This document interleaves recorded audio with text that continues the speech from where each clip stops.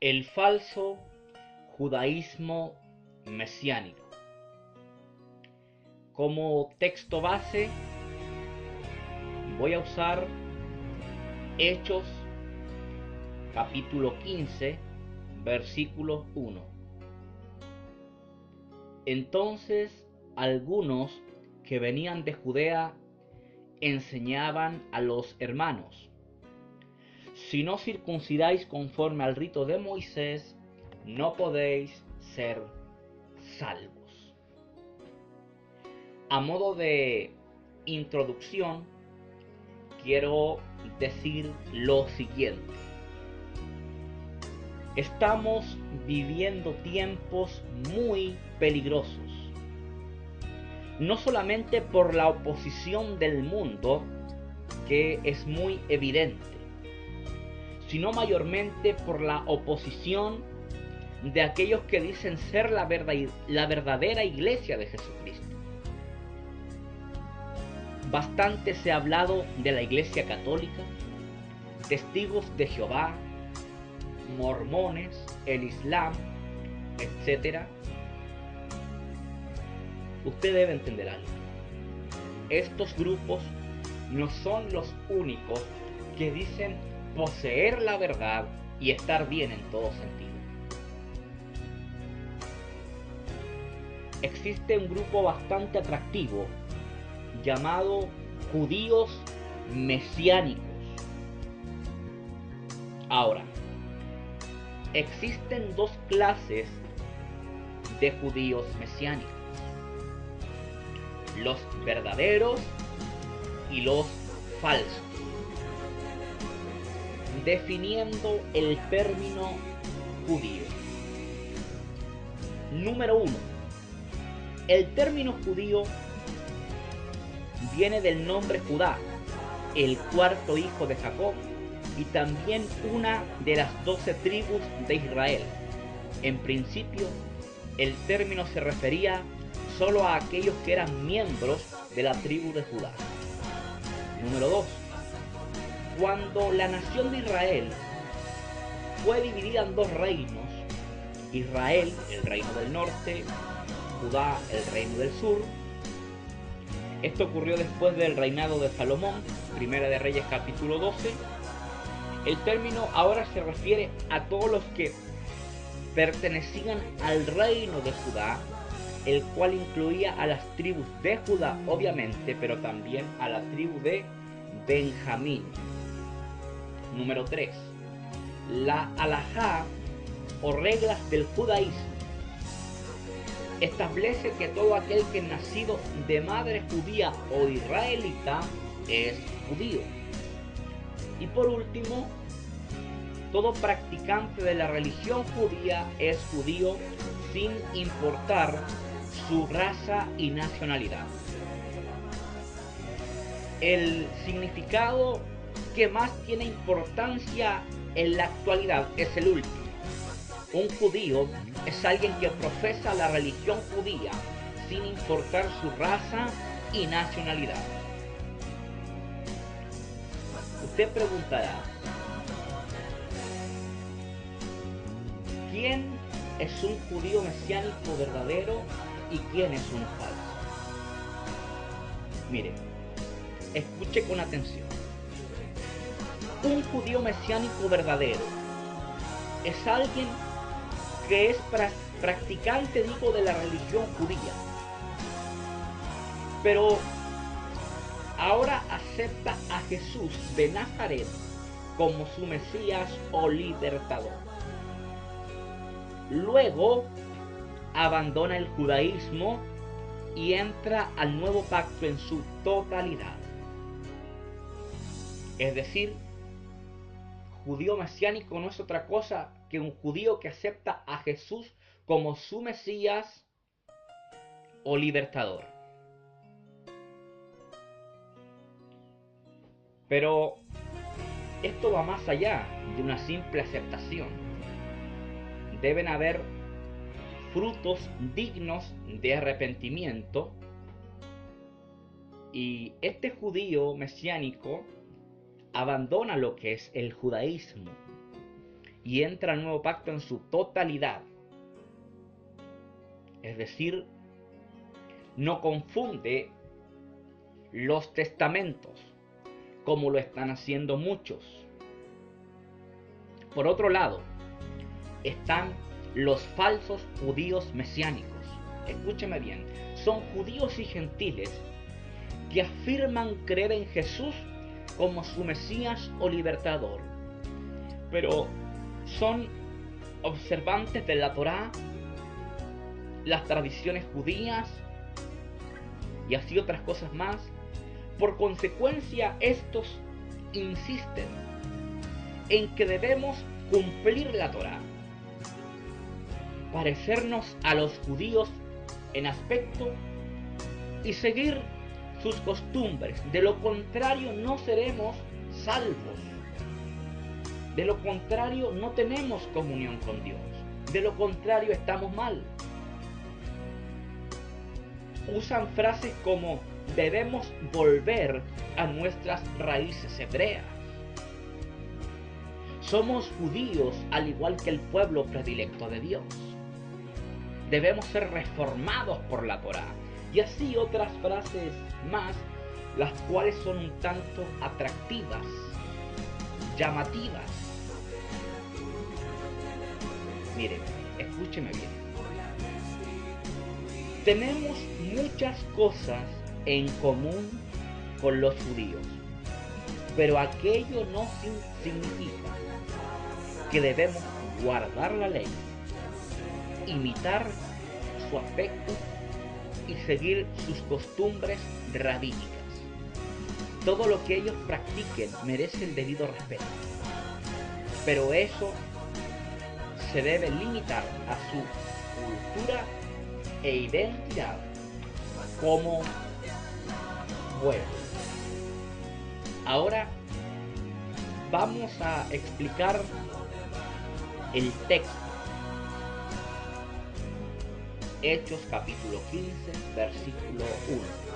Entonces algunos que venían de Judea enseñaban a los hermanos: si no circuncidáis conforme al rito de Moisés, no podéis ser salvos. Hay cosas que son ciertas, pero hay otras que son grandes mentiras, las cuales tienen un pequeño barniz de verdad. El cristianismo, para que usted sepa, surgió en el contexto del judaísmo. Jesús, por ejemplo, fue judío, también sus discípulos y también los primeros seguidores del mensaje salvífico. Ahora, cuando los gentiles comenzaron a creer y a seguir las enseñanzas de los apóstoles, surgió una confusión y una falsa enseñanza en algunos judíos, falsos judíos mesiánicos, que afirmaban haber creído en Jesús como su Mesías. Para ellos, los gentiles debían cumplir y conservar la circuncisión para ser salvos, algo totalmente contrario al mensaje de los apóstoles de los gentiles, llamado Pablo, por ejemplo. ¿Cuál es la identidad de estas personas? Eran un grupo de judíos que venía de Judea.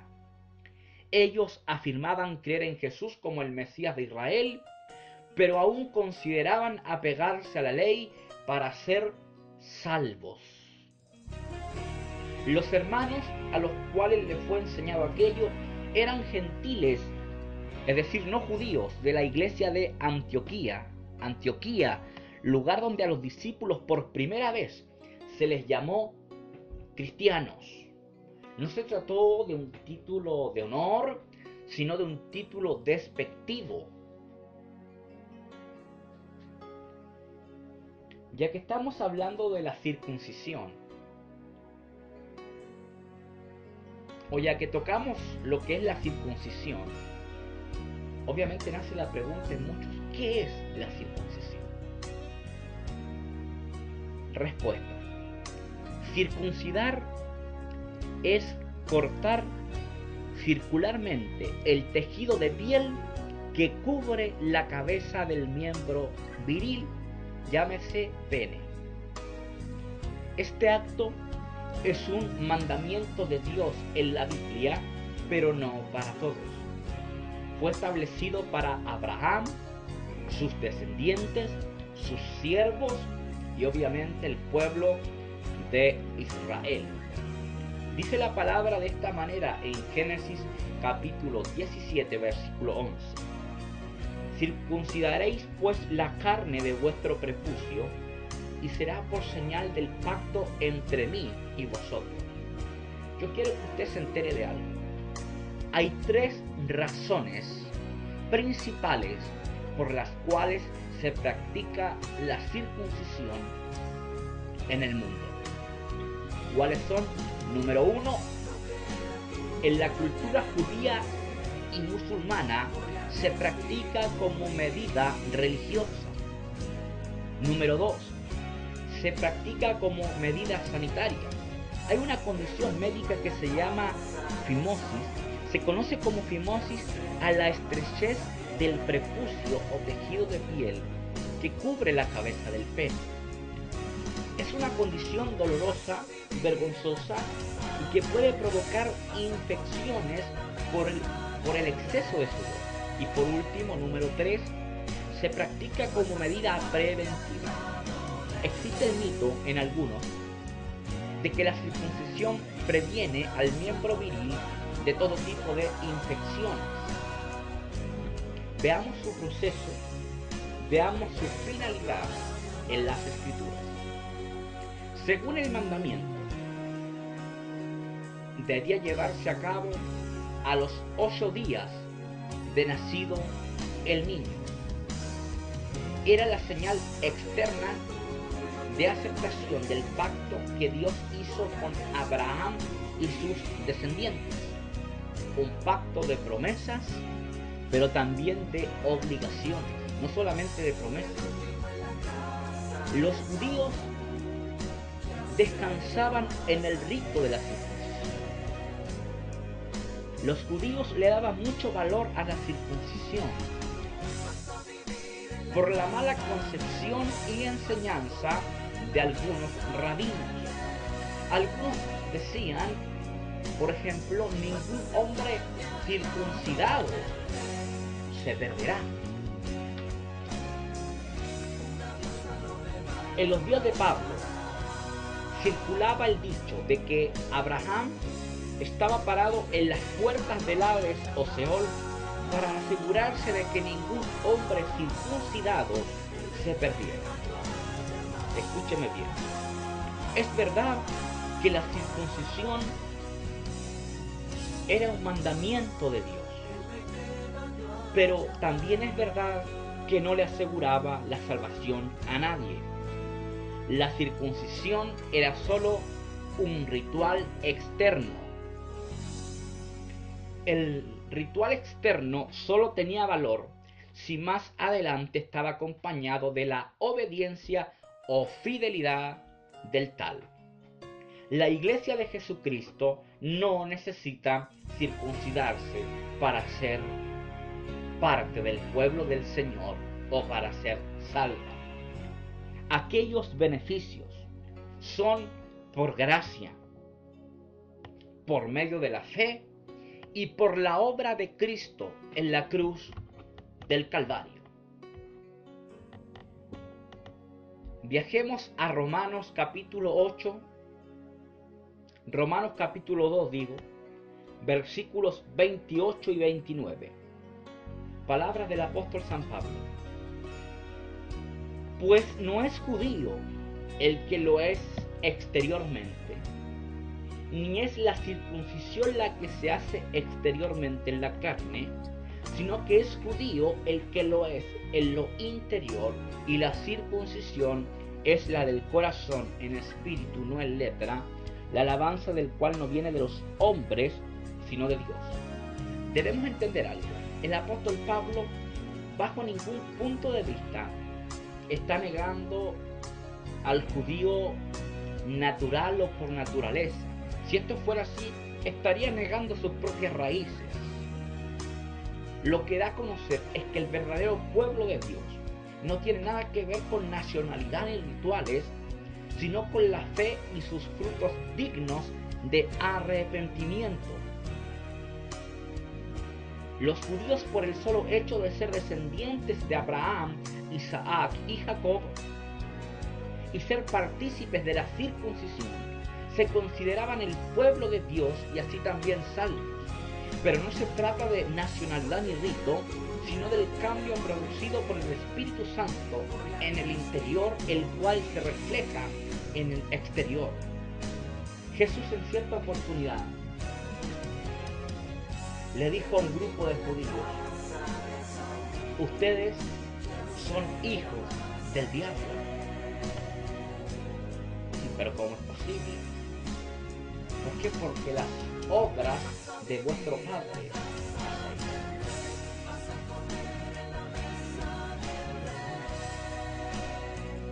La circuncisión que hoy debe practicarse es la del corazón, cortando o sacando el pecado por el sacrificio de Cristo y el nuevo nacimiento.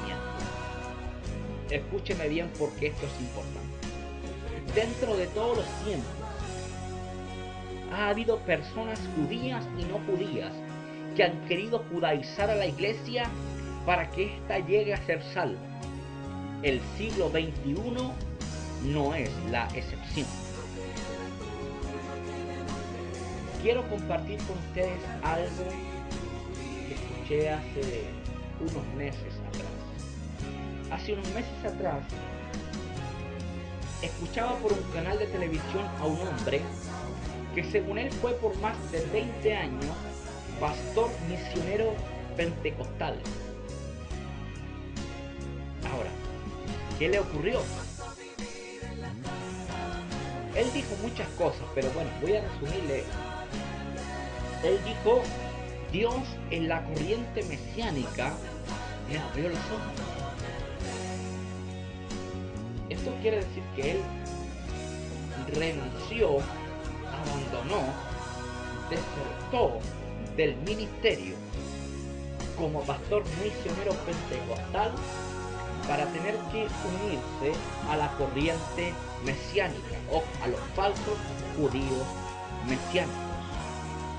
Según él tenía más de 20 años como pastor misionero pentecostal. Él, por ejemplo, creía en ese entonces en la Trinidad. Él creía en los dones del Espíritu Santo.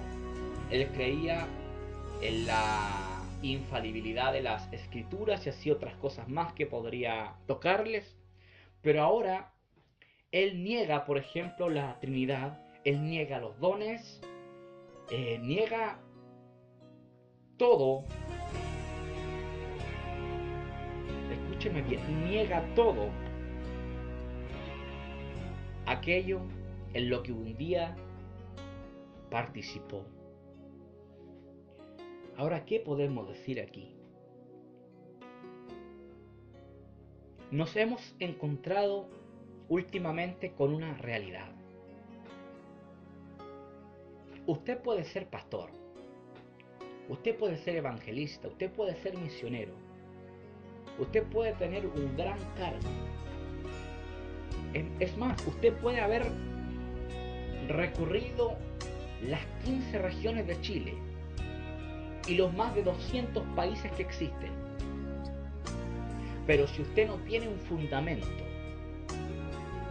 estoy hablando de la Biblia, en cualquier momento un viento doctrinal lo va a mover, lo va a sacar de la verdad. Eso es lo que le pasó a este hombre.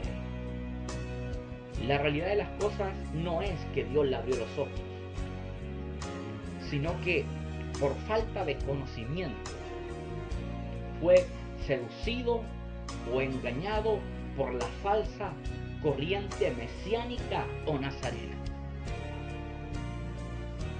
Es terrible lo que estamos escuchando o viendo querido hermano o hermana. Por eso es importante prepararse teológicamente. Si usted tiene la oportunidad de estudiar teología en un instituto, en una universidad, en su iglesia, en algún lugar, hágalo. ¿Por qué? Porque le va a servir bastante para tener que, con base, contrarrestar todos estos movimientos.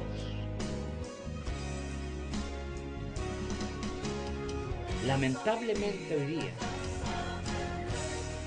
las cosas están mal en cuanto a eso.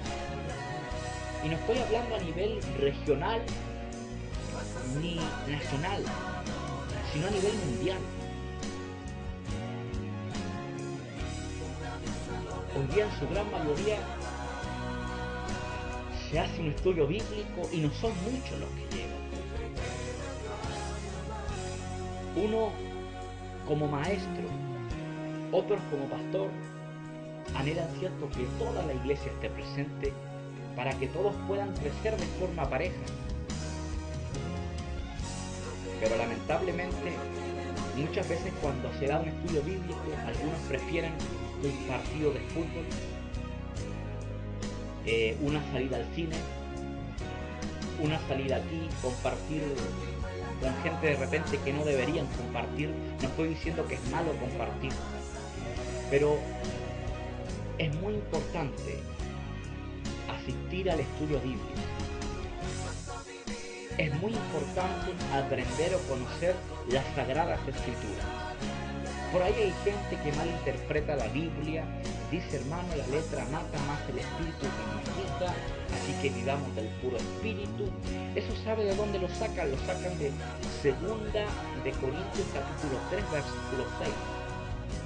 Pero es un texto fuera de su contexto, porque Jesús en cierta oportunidad dijo, mis palabras son espíritu y son vida. Entonces, si la palabra de Dios es espíritu y vida para nosotros, ¿cómo nos va a matar espiritualmente? Respóndame. ¿Cómo lo va a matar a usted la palabra espiritualmente? Lo que pasa es que la palabra letra ahí se refiere a la ley.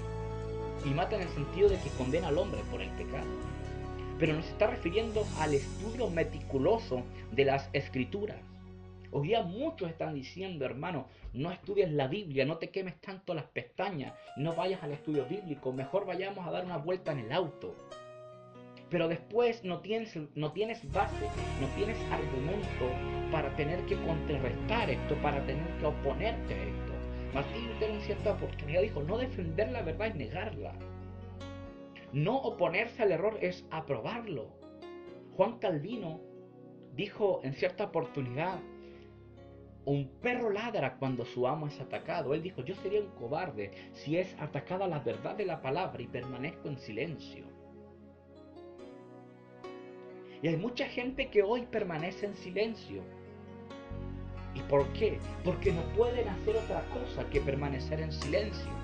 Porque si usted no conoce la Biblia, si usted no conoce argumentos, si usted no conoce la parte teológica de una doctrina, ¿cómo va a poder hablar de ella? No basta con que usted diga, no, es que estos son falsos, sí, pero ¿por qué?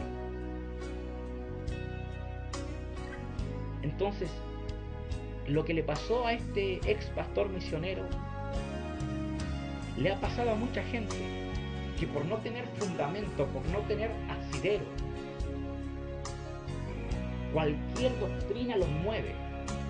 Hay algunos, por ejemplo, que han sido testigos de Jehová, mormones, católicos, de todas las religiones. ¿Por qué? Porque no tienen un fundamento. Pero cuando un hombre tiene un fundamento, cuando un hombre tiene un asidero, cuando un hombre tiene raíces en esto, entonces las cosas es distinta. Señales de un falso judío mesiánico. ¿Cómo yo puedo identificar a un falso judío mesiánico? Existen señales. Número 1. Busca imponer el idioma hebreo.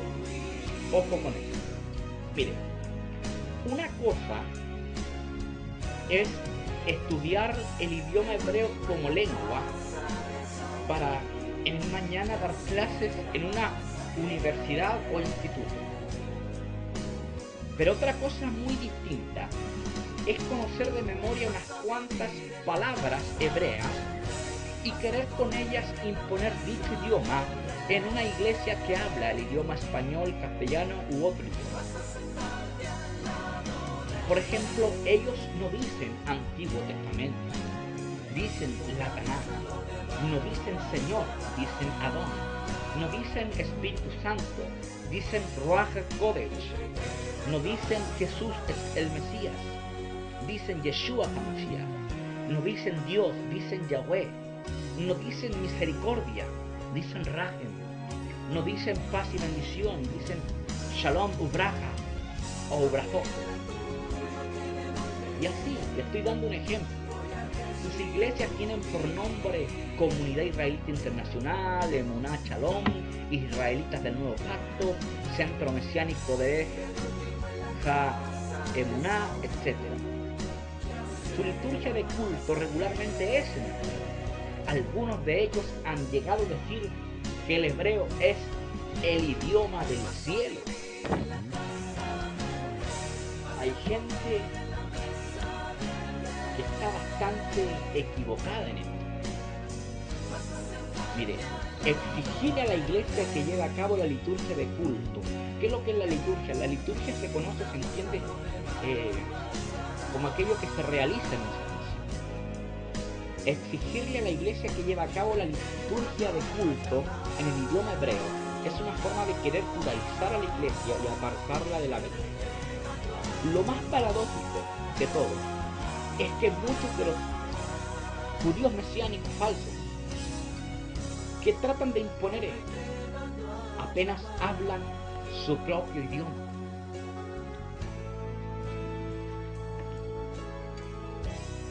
En primer lugar, el hebreo no es fácil escribirlo, menos hablarlo. Entonces, hay muchos que entran en este tema y bueno, aprenden unas cuantas palabras de memoria, alguna oración, algún salmo, algo, y bueno, después tratan de imponerlo. Es más, a algunos les debería dar vergüenza. ¿Por qué? Porque lo pronuncias mal. Hay algunos, por ejemplo, que oran en hebreo. Yo no puedo pensar que porque oro en hebreo, mi oración va a llegar más rápido delante de Dios. Yo no puedo pensar que porque canto en hebreo, Dios va a aceptar mi alabanza. Yo no puedo pensar que porque en la prédica hablo en hebreo, soy un mejor predicador, un mejor expositor. Es más, escúchame bien, ¿de qué te vale hablar en hebreo? Es más, sin traducir. Si no le estás hablando a gente que entienda ese idioma. Lamentablemente hay gente que está buscando lo llamativo, lo atractivo, lo observativo.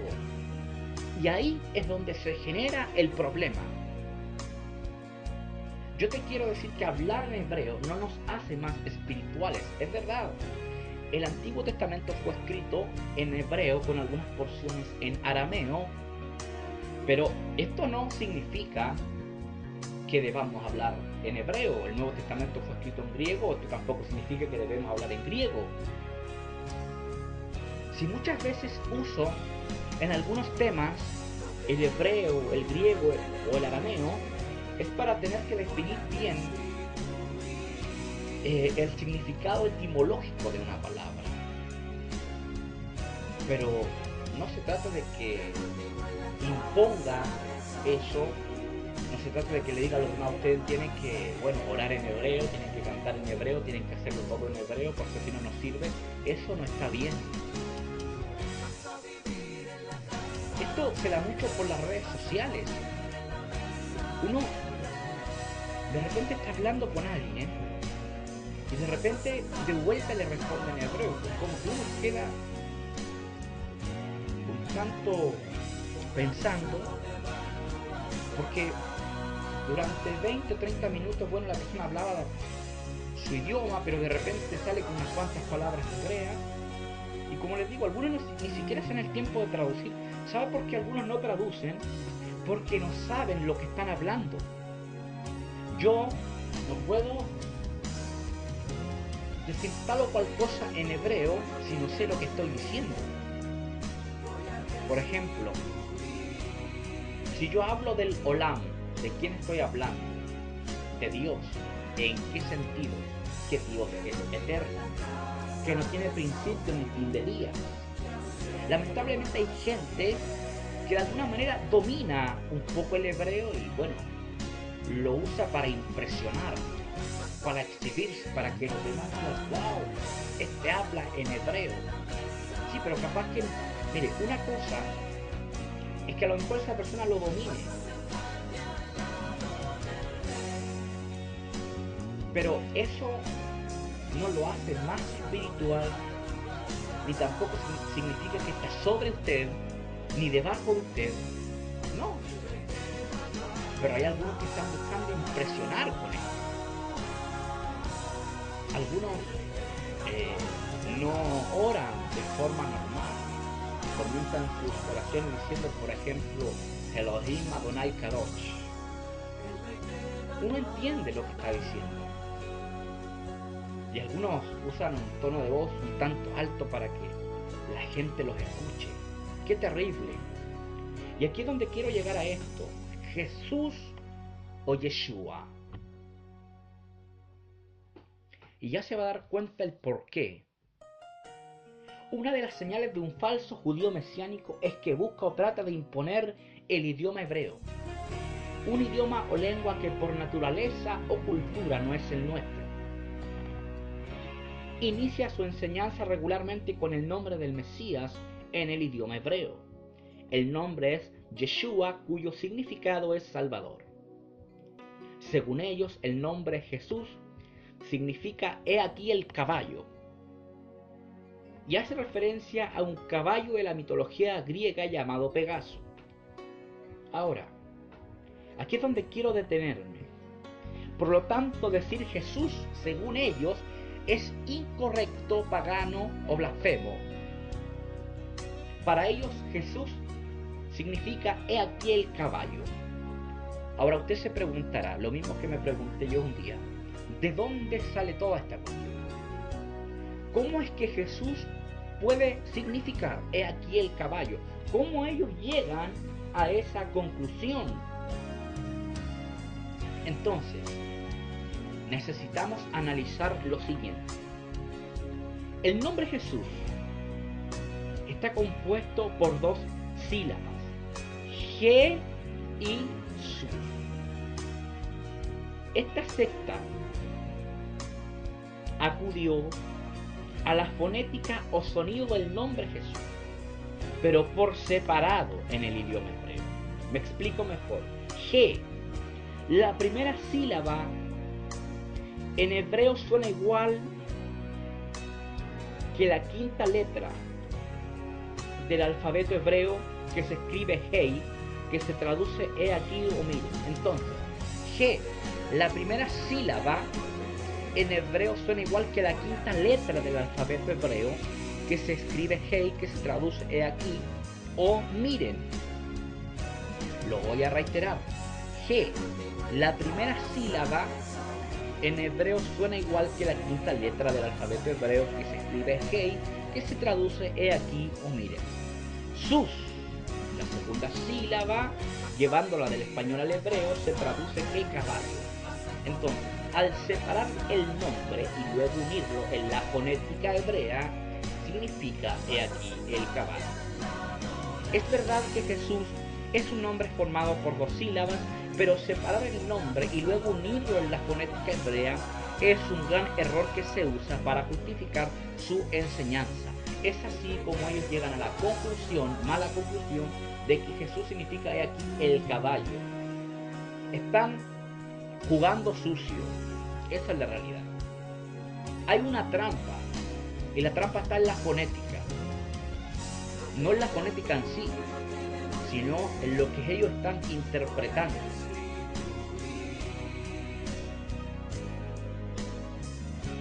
Es verdad que Yeshua es el nombre del Mesías en hebreo, pero aquello no elimina el nombre Jesús en español.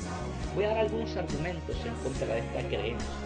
Número uno, los apóstoles escribieron el Nuevo Testamento por inspiración del Espíritu Santo. Yo creo que usted tiene conocimiento de eso.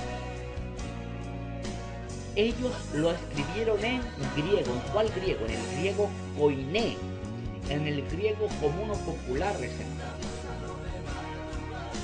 Ahora, si fuera cierto que solo debemos usar el nombre Yeshua y que cualquier otro nombre es una herejía, entonces leeríamos en el original del Nuevo Testamento Yeshua y no Yeshua, que es el nombre que aparece en griego más de 900 veces en el Nuevo Testamento. ¿Por qué en el original del Nuevo Testamento no aparece Yeshua y sí Yeshua? Si solamente debemos decir Yeshua. Ellos responden lo siguiente: no, es que el Nuevo Testamento fue escrito en hebreo. El Nuevo Testamento no fue escrito en hebreo. Sí el Antiguo, pero el Nuevo Testamento no. Se dice eso para tener que justificar todo esto. Número 2, no hablamos en hebreo. No podemos ser forzados a hablar en un idioma que por naturaleza no es el nuestro. Al español, el nombre del Mesías sería Jesús, como está establecido en todo el Nuevo Testamento escrito en castellano o español. Número 3, el significado es el mismo, sea en hebreo Yeshua, en griego Yeshua, en latín Jesús, en inglés Jesus o en español Jesús, significa lo mismo, Salvador.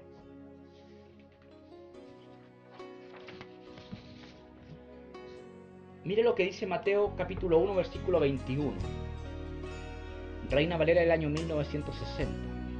Estos tipos también tienen un problema serio con la Reina Valera del año 1960.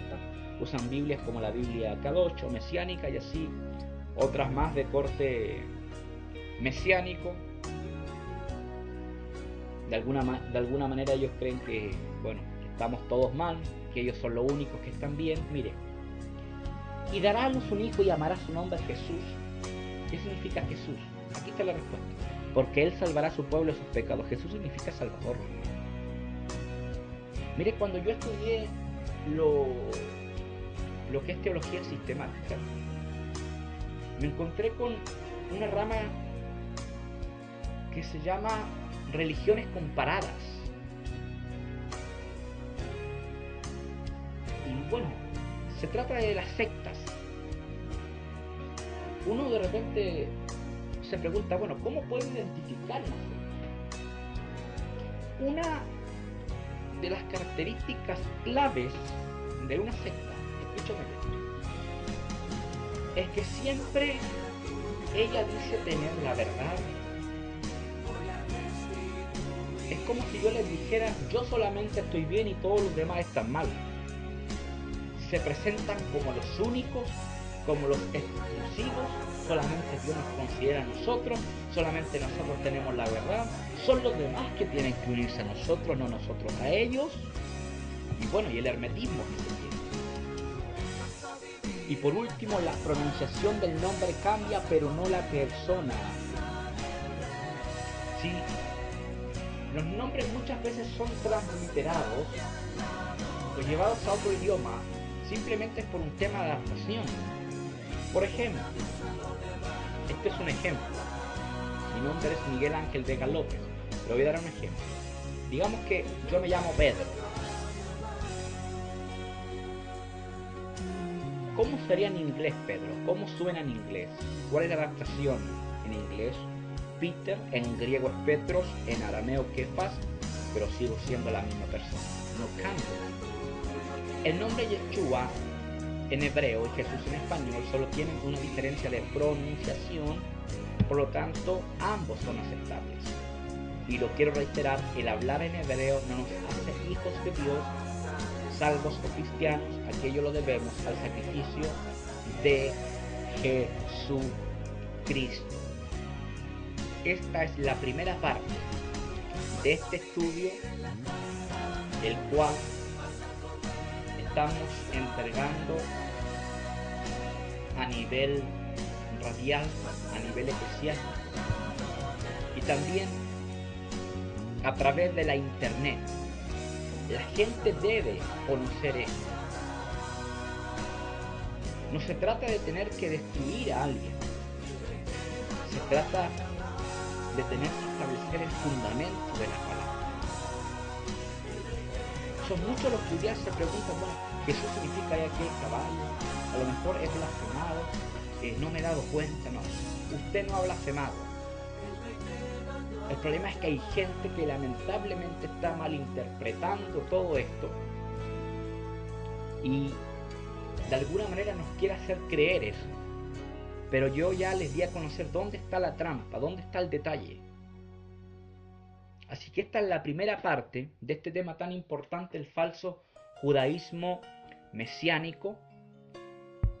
Para la gloria del Señor, soy maestro y evangelista. Mi nombre es Miguel Ángel Vega López.